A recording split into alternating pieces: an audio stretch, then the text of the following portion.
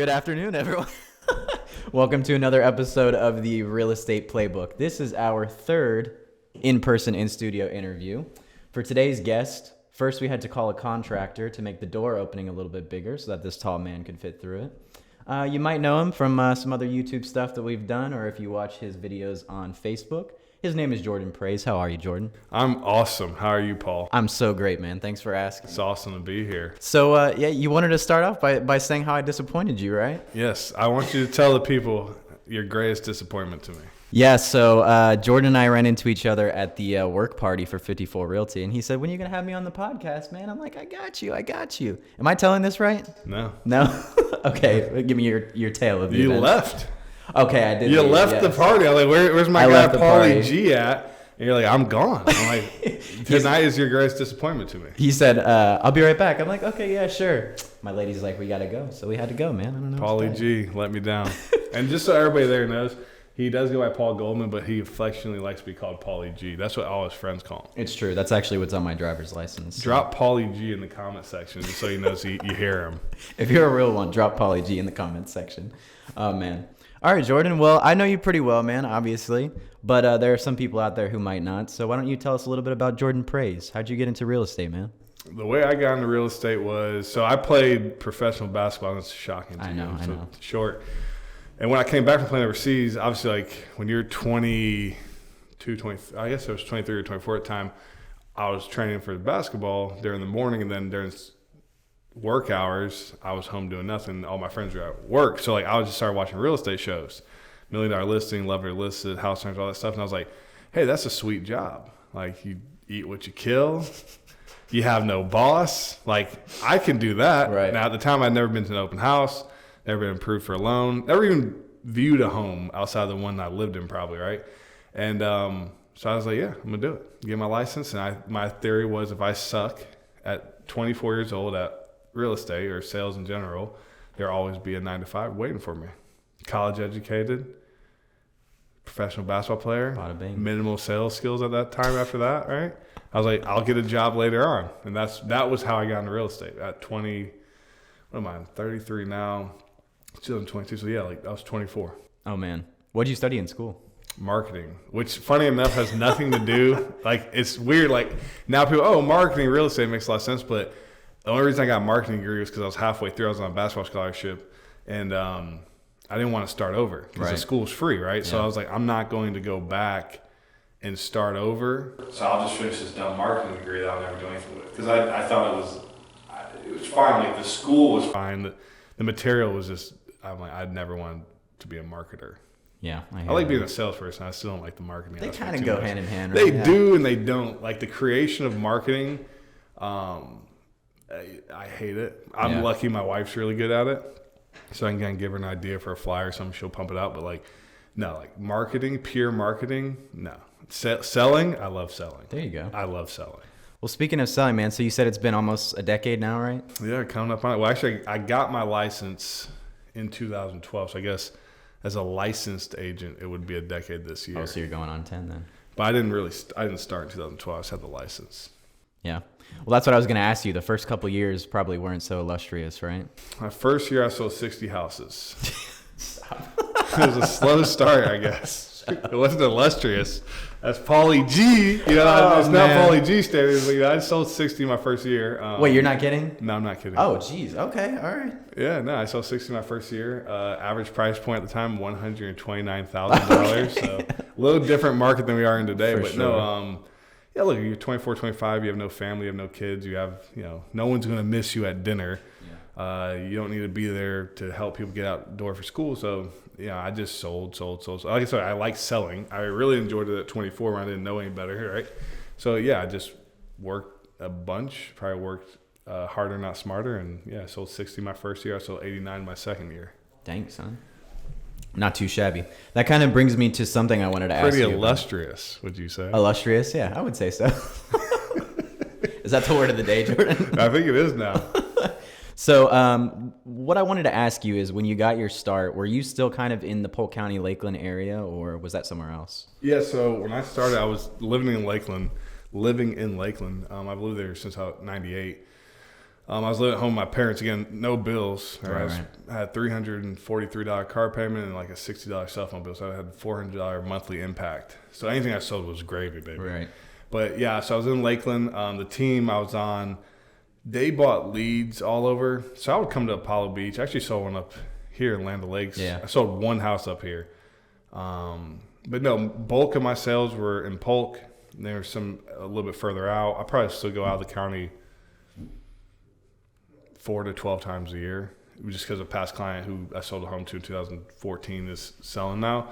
But yeah, so bulk of it's always been in Polk. I've always lived in Lakeland, so my whole family lives in Lakeland. Well, not anymore, actually. My sister moved to Orlando. O-Town, baby. Big town. The reason I ask is because you might find this funny. So my mom actually lives out in Polk County, and she called me one day. She's like, I see one of your for sale signs out here. And she's in Fort Meade. You're probably familiar with Fort Meade, right? Fort Meade. So it's a little, few and far between as far as houses go out there. She's like, yeah, I saw one of your 54 Realty signs. And I was like, what? And then it clicked. I was like, oh, that's probably Jordan out there in Polk County. Yeah, no, Fort Meade. Polk County is huge, right? So I think what people don't realize is, I can't remember, I think it's the third largest landmass. So if you like Jacksonville, and that's probably one of the southern Florida counties, and Polk is the third largest landmass. So from like corner of Lakeland to like, Zephyr, Frostproof and all that, you're looking at a gigantic piece of land. Now the difference is not a lot of it's developed comparatively. Obviously the I-4 corridor really built out, Lakeland really built out, but if you get down to Fort Meade, Frostproof, there's not much going on. That's true. Yeah, so I've sort of heard you referred to as like the mayor of Polk County, that sort of thing. No one's ever referred to me as that. Well, you have now been You just made it. I've kind of heard myself think this. Now I'm gonna say it. So you think that just came with time, kind of like just getting your name out in the community and just being there and putting in the work for so long? Yeah, I think like it's anything, right? It's you. We all want overnight success. Yeah. How old are you? 24. Yeah, I'm 33, so like I'm a millennial. What's the next one after millennials? This is Gen Z. So you're Gen Z, so that means we want everything now, instantaneous, instant gratification. But the fact is, like, you got to put in like 5-6 years of work to even be known. Yeah. And then, you look at the top people in most industries, you're looking at 30 years to perfect your craft in some ways. Like Tom Brady, right? Right. Just retired after 22 years. God bless him. And when you go back and watch him talk about the tuck rule game, he's like, this would never happen now. But I was a first-year quarterback or first-year starting quarterback, and I didn't read the play right. But now this would never even happen. Yeah. So there's a portion of that layer. I think like you have to put in time. People have to know who you are. I always say like people used to know me as Jordan the basketball player. I had to shift that to Jordan the realtor. Yeah. And you're not going to do that in a week as much as we all want to. We all want to put out one video and go viral. We all want to put out one thought and become like this thought-provoking person. We all want to sell one house and become the greatest realtor of all time. And it's like just not how it works. Yeah. So yeah, no, it's over time. It's been built up. A lot of great people in my life who I've met through the years, who I've known before I was in real estate, who've referred me. But yeah, it takes. My 9th year looks better than my 8th year so far. So I was going to say, fast forwarding to now, so I'm going to toot your horn a little bit here. So at our brokerage, highest grossing agent of 2021, read it and weep. Over 100 transactions. Illustrious. Yeah, illustrious. Let's keep that out in front. Illustrious. Over 100 transactions, over 25 million in volume. The numbers speak for themselves, as they say. So my question for you, without revealing too much of the secret sauce, is there one specific thing that you credit your success to last year, or just in general? Last year, honestly, my success probably comes from like two people: Ariel, my wife, who does the marketing I talked about, and then Holly, who kind of just manages me and makes sure I'm doing what I'm supposed to be doing at a higher level than what I would do. Because I always tell them, if you give me the option of nothing or something, I will choose nothing. Right. So make sure you make me do the something. So like those are two catalysts. Because for the first 7 years of my illustrious career, as we're discussing here, I sold between 60 houses my first year, 89 my second year, 72 my third year. This year I dislocated my hip and broke my pelvic bone. I was hit head on by a drunk driver. That's a podcast for another day, or maybe later in the segment. Woo. And then every year after that, it was 80 to 90, almost on the T, like 80 to 90, 80 to 89. And then I kind of hit the realization I can only close 80 to 89 deals by myself. Without killing yourself, yeah. Well, no, just I was willing to kill myself. It was not humanly possible. Like the capacity was what it was, right? Yeah. When you do something for 7 years, it's not a coincidence, right? So they came in and they got a lot of stuff right for me. made things better, made the customer service better, the experience better. And then that helped me get those extra, 15, 20 deals, whatever it was. And it was just, it's also just putting in the work, right? Your 8th year is going to be better than your 7th year if you did the right things in the year 4, 5, and 6. So it's building up. But those two, they kept me straight last year. There weren't any vacations. There were no days off, really. It was just 3 people working really hard at a singular goal, which was 100 houses, which has been my goal for years. But I didn't care if I got it. If I closed 99, which I made the joke all year, I'm going to close 99 because that's how this stuff works. But I ended up closing 102, so we were happy. But those two, I would say, get my biggest bulk of my credit because I could do 80 to 89. Yeah. So if I broke 100 and these two came in, the extra 13 or whatever it is their direct from their work. Now, would you recommend that for other agents who are trying to get into like the upper echelons of production? Like, because you mentioned this as like sort of a plateau, and I know other people here at the brokerage, like Chris has an assistant. I'm not sure about others, but I could see that as being a beneficial tool to like, exceed your goals. Like you can't do it all alone, essentially, is what I'm trying to get at. Would you agree? Yes. I think it's a funny thing. You have to learn your capacity, right? My capacity is probably higher than most people's. Right. Whether that's just the way my brain's set up or maybe it was the fact I didn't have kids for a while, like whatever it was, I had an understanding wife didn't mind if I was making calls when I probably should have just been watching TV or something. No, I got on a saint. Like this girl let me leave dinner to take a phone call. Like it's terrible. I hate doing it. I don't do as much as I used to, but like she met me, that's what I was. And I don't know, like I think people have to find their capacity. There's no shortcut. There's no easy button. Yeah. Things aren't built overnight, as we talked about earlier, as much as our generation probably want that to be. So like I look at that from a standpoint of like, will an assistant help you? Yes. Right. But the assistant has to fill your deficits. You first have to find your deficits. So if you're closing, and this is no slight or disrespect to anybody, if you're closing 1 or 2 deals a month, you're probably not ready for an assistant financially or capacity wise. Yeah. They're not going to move the needle for you. So I think you get the capacity, whether it's 3, 4, 5, or 10 a month, and then you figure out what things am I not good at that they can take over for me, and then they'll allow me to stay in my pocket of what I'm really am good at. So like I think it's a 50-50 part. For sure. Do assistants help? Yes. They're not a magic bullet. Unless you just get one of those people who are just unreal at their job. Yeah. But like, they're going to cost you a lot of money. So how much money you got? And that's how much money you got? not enough for an assistant. I'll tell you that Well, much. I was applying there. So Jordan, you touched on something that I wanted to ask you about, which is working alongside your wife. I spoke to a couple people recently in like last year who are considering working with their family members, whether it be in a business capacity, like as an assistant, or starting a team together, like you see the Hammers doing their thing, right? So do you have any tips or advice for people who are looking to like mix family and business? No, but I do have a funny story, which has nothing to do with your question. That's all right. It's better than your question.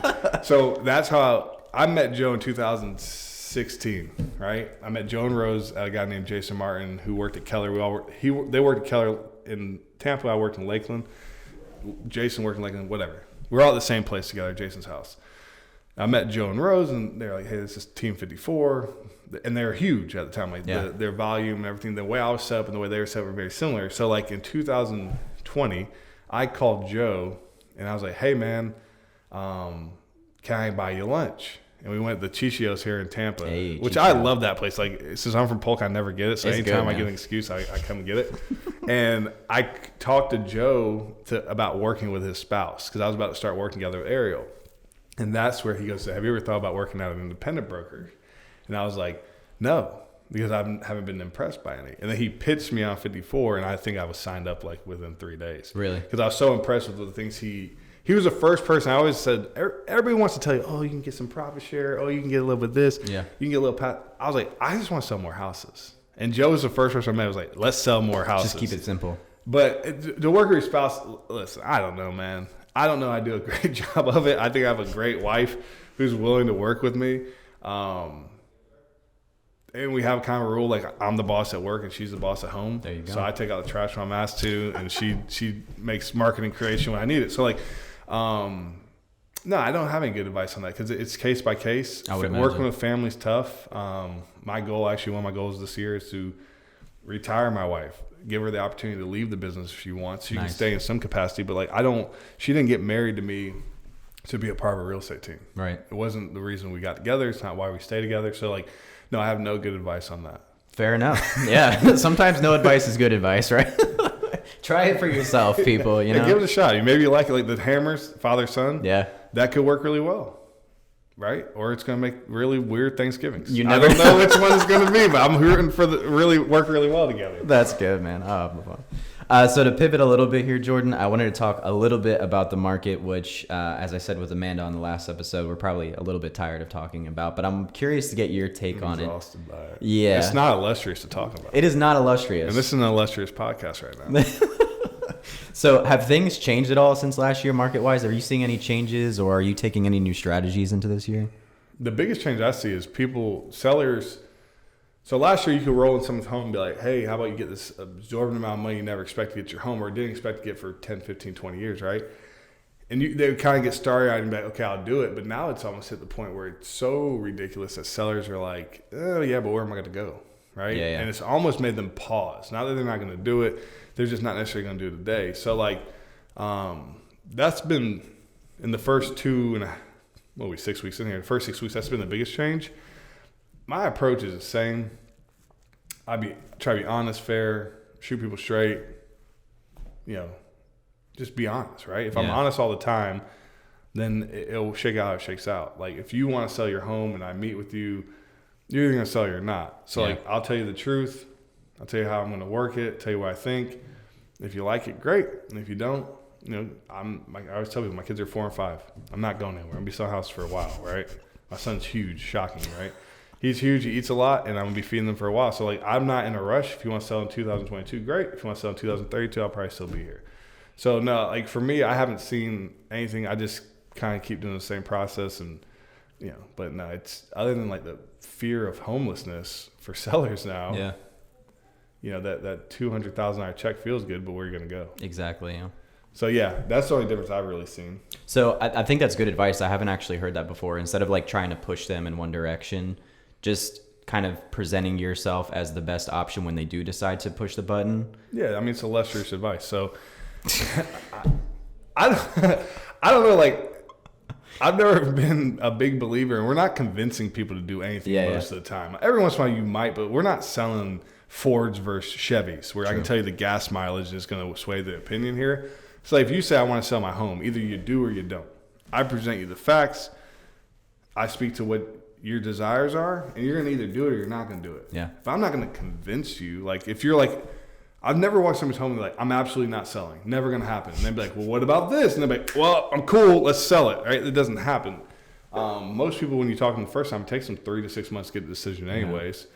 So no, I mean, and I always tell people, I'm not in a rush. Like I don't care. Like a sale in June is just as good to me as a sale in February. That's true. So like I don't need the money today, but just call me when you're ready. Don't call anybody else. Don't call nobody. We don't have a problem. I'll be back. I know where you live. Hey, come on now. Gotta make sure people understand that part too. I think I saw you do that in one of your videos actually. I know where you live. Come on now. Yeah, I know. Oh yeah, that was probably my my 54 video when I switched over. I think it was. Yeah. I was actually looking at those today because I wanted to ask you about this. You're big on the video stuff, right, man? Yeah. I like video. Well, I like video. Let's stick with that. So you have all different kinds, from like the humorous stuff to like this most recent series that you do, which is like the tips, like the A through Z. Yeah, I did that. Yeah. So what kind of inspired you to do that? Is it just something that you had an affinity for, or? I had a mentor who challenged me on it. No, I hated it. Yeah. I actually genuinely, when you were talking about video, I would start sweating. It made me so uncomfortable. I'm not exaggerating. I can show you the first video I ever did. I might show you off air, and I've saved it because I think it's so funny. It's rough. I wasn't in the video. It was me about to shoot the video, like. And it's just, I'm just talking about how much I hate doing this. And it was the first video I ever did. And I was challenged by a mentor to do it. I set a goal in 2020 to do 52 videos in 52 weeks, which was like more than I really did not expect it to be that hard. Yeah. So I started doing funny videos because, like, all right, if you're going to laugh, you're not going to laugh at me. You can laugh with me. It's supposed to be humorous or to some degree, whether you find it funny or not. And then what I found was about 5 months in, I'm like a parody to a realtor. Like I'm not, is this guy actually a realtor? Or is he just always making fun of real estate? Yeah. So then I started doing the ABC. And the reason I started doing the ABCD videos because those are hard to come up with. Like real estate, by and large, is a boring topic.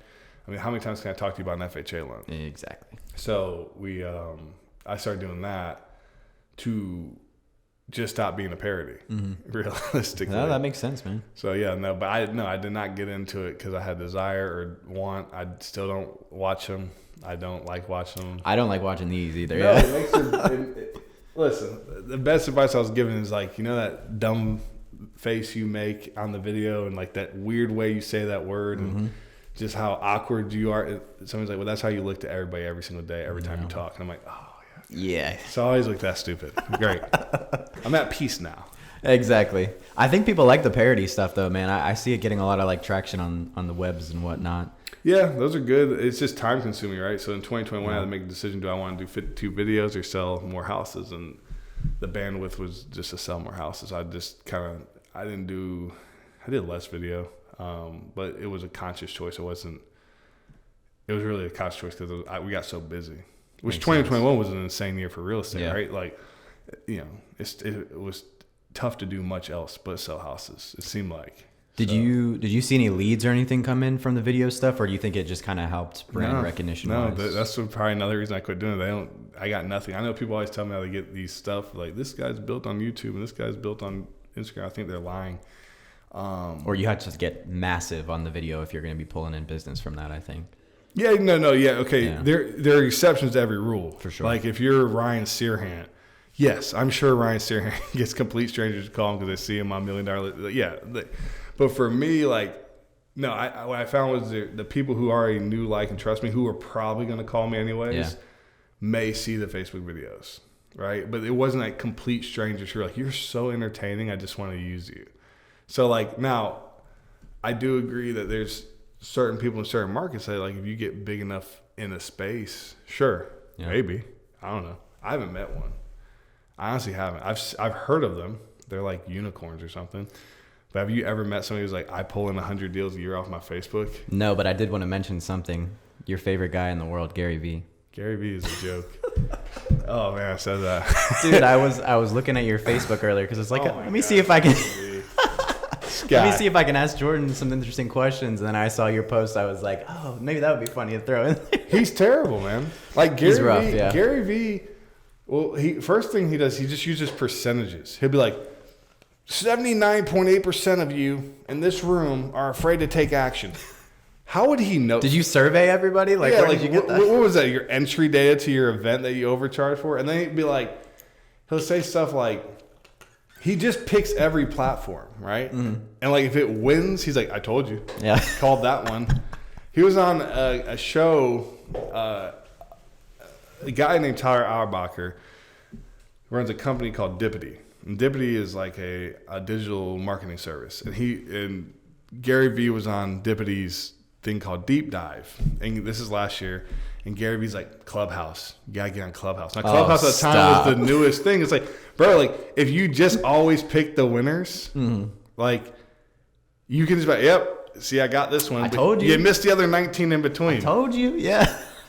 So, no, Gary Vee is terrible. Yeah. He's awful. And I also think it's weird that he dresses like he's 24 when he's 50 or whatever he is. Oh, man. That'll be the title of this episode. Either Illustrious or Gary Vee is terrible. One of the two. Gary Vee is not illustrious. There you go.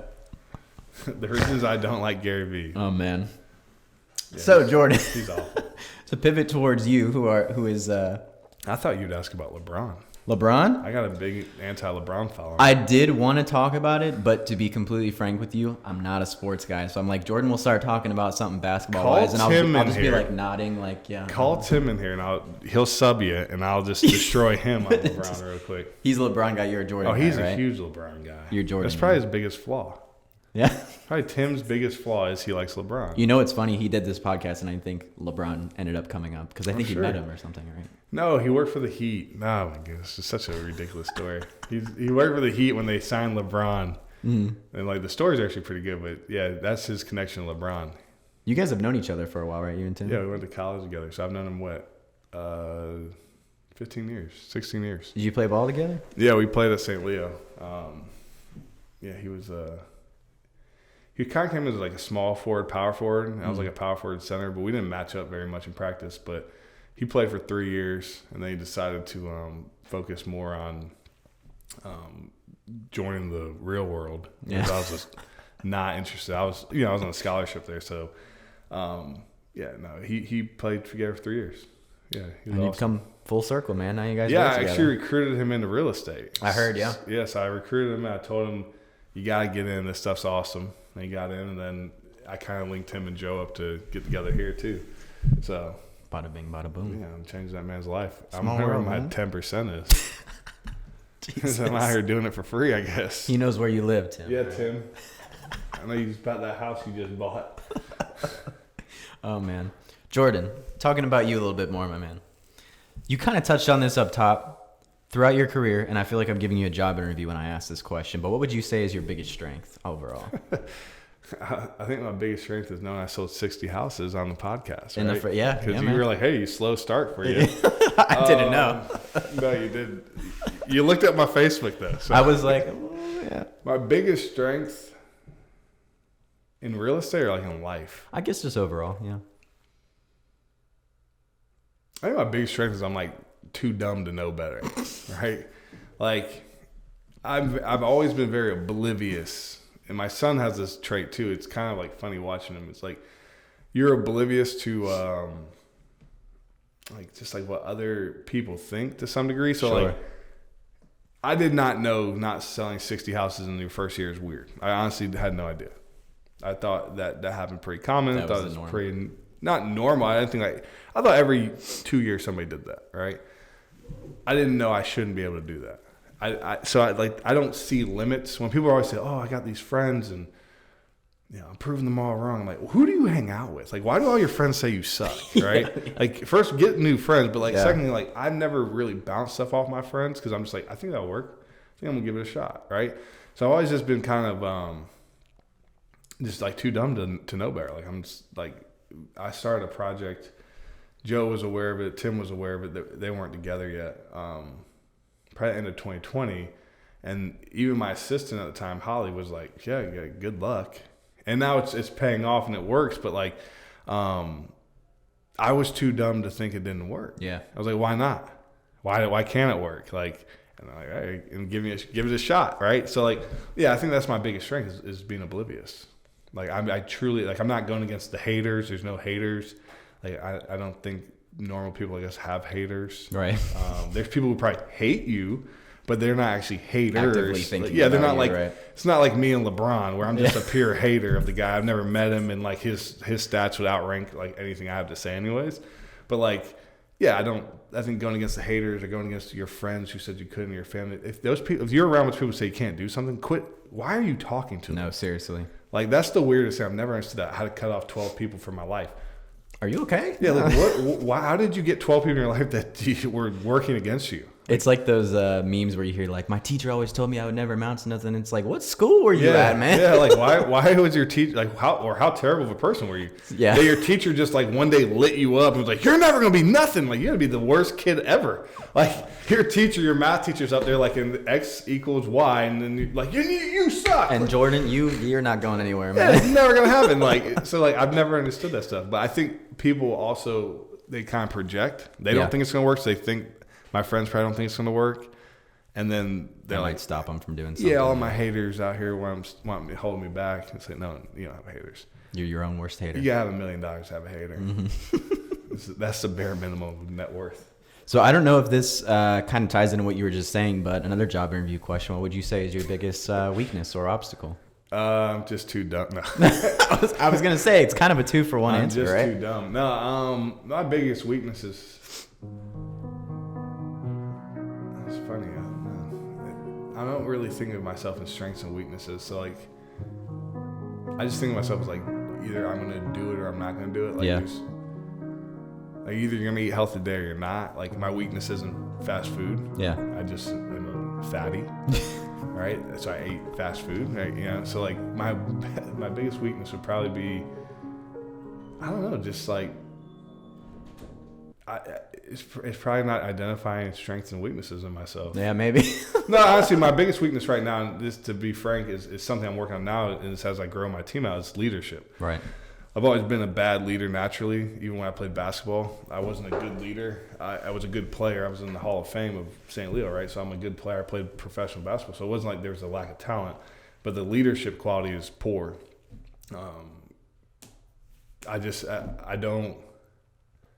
I'm like, just do it. Yeah. Just do what I'm telling you. Don't question me. Just do it. Just guard your man. Don't let him score. Go shoot. Don't mess up. Score the ball. Like whatever. Just trust me. Yeah. Yeah, and it's like that's not a good way to lead most people. So I've been working on leadership for a little bit now, trying to just become a better leader. But yeah, my biggest weakness is probably leadership, and that's been the case since I was 14. So I'm working on it, but I'm not. I will openly admit I am not a good leader. I'm a good leader to people who like to be led the way I am, which is like. Some people respond well to that, right? Yeah. But the bulk of people don't. Yeah. So like when you're just like, do it because I said so, trust me, I'm not going to explain it to you, I will, but you have to ask me. That's not like really good leadership. So yeah, I'm pretty bad at that. That makes sense. They say that about like sports coaching too. Like certain athletes will respond well to the like, you know, the drill sergeant types of coaches. And then some people want like the nurturing sort of side. So I guess you'd be the former, right? Yeah, I guess. I mean, it's different strokes for different folks, right? Yeah. I don't know. I'm not really a drill sergeant because I don't get that vibe from you. We're selling houses, right? Yeah. I don't want to yell at you about not doing your job. But I'm more of the like do your job guy, right? Like, yeah. Just do your job. Like you know what it is. Don't make me ask you 3 times for one task. Just do it. Like Nike. Yeah, like I'm gonna pay you on the day I tell you I'm gonna pay you. So you do. Then that's not a way to lead people, right? That's a terrible way of leading people. So that's what I'm trying to get out of. So it's more like I need to go to where people are instead of expecting them to come where I am. Because if I go where they're at, we can grow it up together, and then they'll be where I'm at. But like, I don't identify well with that. Makes sense, man. So throughout this illustrious career of yours, Jordan, I have a question for you. We're gonna go back in time for a minute here. If you could speak to a younger version of Jordan, what would you do differently in your life? It just got probably a lot. It just got really deep, really fast. There's a time in my life I'd probably redo most of it. What would I do differently in my life? Like, is this like a grand moment? Like, you're gonna change this thing that's gonna alter the course of time, or just like a butterfly effect kind of thing? Yeah. Well, alternatively, let's say you hadn't chosen. You could answer this one of 2 ways, right? Let's just say you had to choose a different career. If you could choose something else, what would that be? I don't know. This works so well, so young. There's 2 things I think would be cool to be. I don't have any interest in being either, besides like professional basketball player or whatever. I think being a lawyer would be cool, but that's probably because I've just been watching Suits lately. I really am with season 6, episode 12. That's me with Law and Order. I mean, like, I could do that. Yeah. No, I just think it's cool. Like, it's just like being a lawyer seems like a cool job. It comes with a lot of respect. And then like an investment banker, right? And it's just because you make a boatload of money and a lot of big decisions. But like, I don't have any interest in being either. If I had to change one thing about my life, what would it be?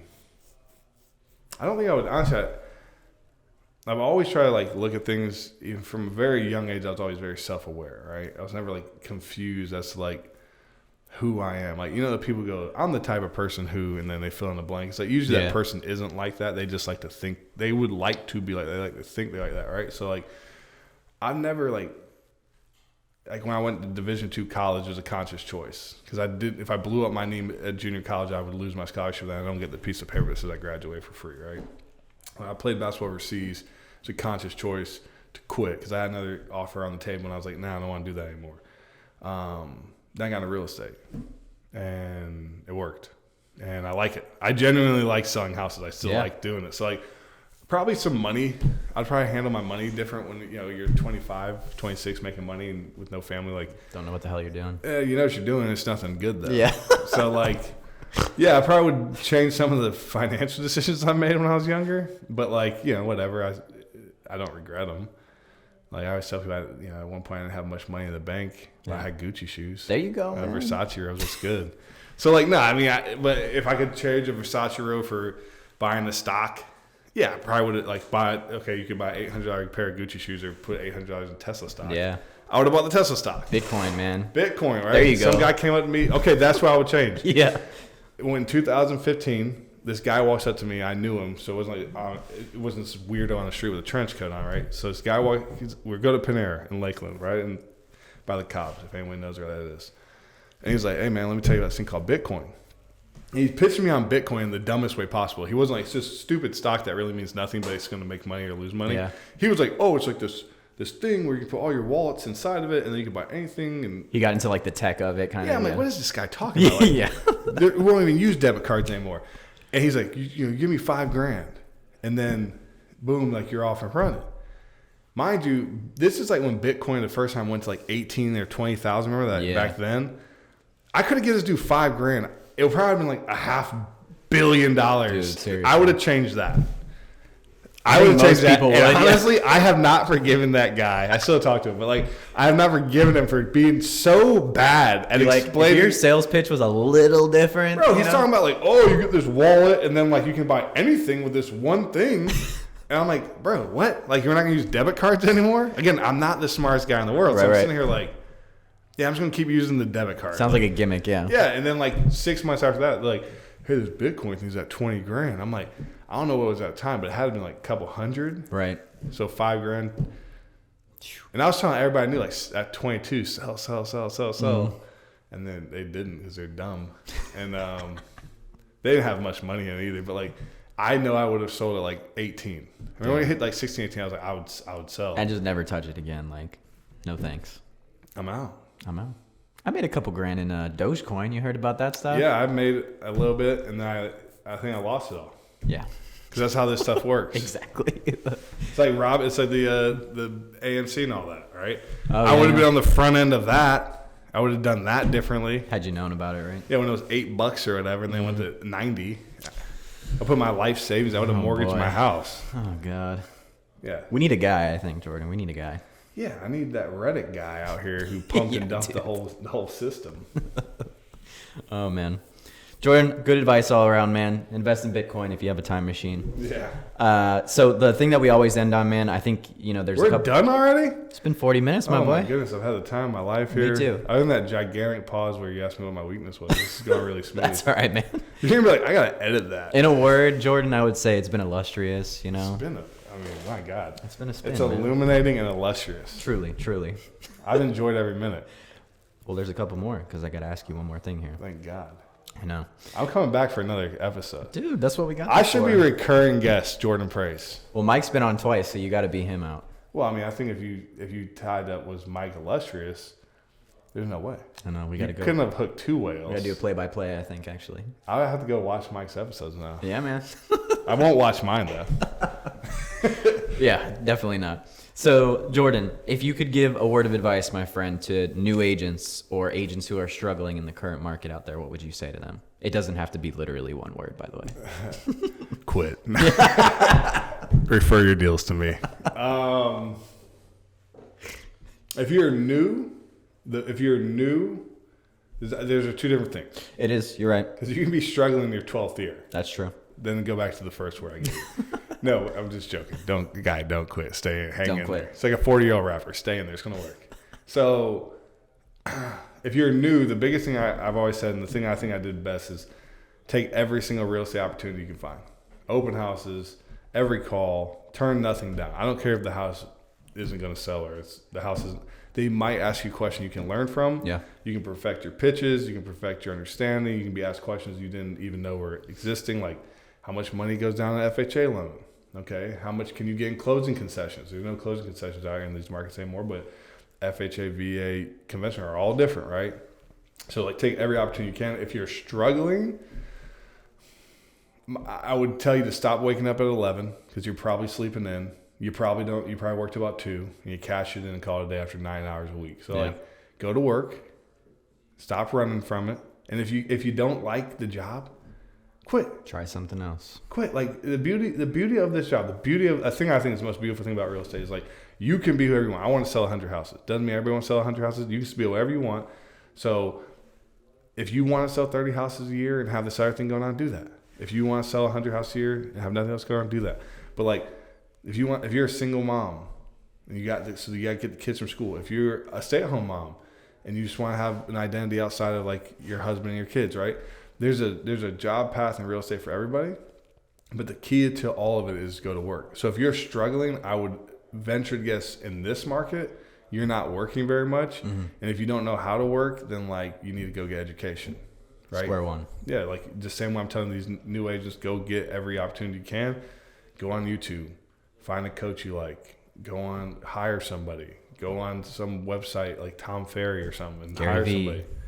Yeah, don't do that. But like, maybe Grant Cardone, 10X, baby. So, but yeah, if you're struggling, go get yourself an education, become a master of your craft. Like, think of yourself as a samurai, the sword, right? If you're the greatest samurai and you have a dull sword, you're going to lose. So go get yourself some education. Sharpen that sword. I'm big and dumb, but look at me go, mama. That'll be the clip. That's where you end it. And that's where you end it. I'm big and dumb, but look at me go, mama. All right, man. Jordan, that's great advice. I would tie that into something I've heard before, which is treat it like a job, get paid like a job, right? Yeah, I like that. Who said that? Mike Peoples. I was thought you were going to say Pauly G. No, I wish. Mikey P said that? Mikey P said that, man. That's pretty good. That's pretty good, right? Well, it's not illustrious, but it's good. Truly. We should maybe tag team one and see who can outdo the other. You and Mike? Yeah, just see who's better. I would like to Heads see that. up. Yeah. A versus. We got to get a third mic in here, man, but we could do it. A versus. A versus real estate edition.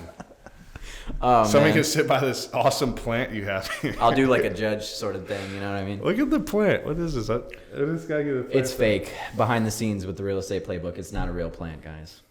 Is it, huh? Now they know. I watered it when I came in. Foolish. Jordan, thanks for stopping by, man. I know you're busy and you are not nearby, so I do appreciate it. This is my pleasure. I've enjoyed this thoroughly. Likewise. I had no doubt I would. Likewise. It's Pauly G. He won't hang out with you at Christmas party, but if you do him a favor, he'll bring you in and give you a mic. Exactly. You heard it here first. Run into me at a Christmas party. See me in these streets. Jordan, thanks, man. Take it easy, boss. All right, man.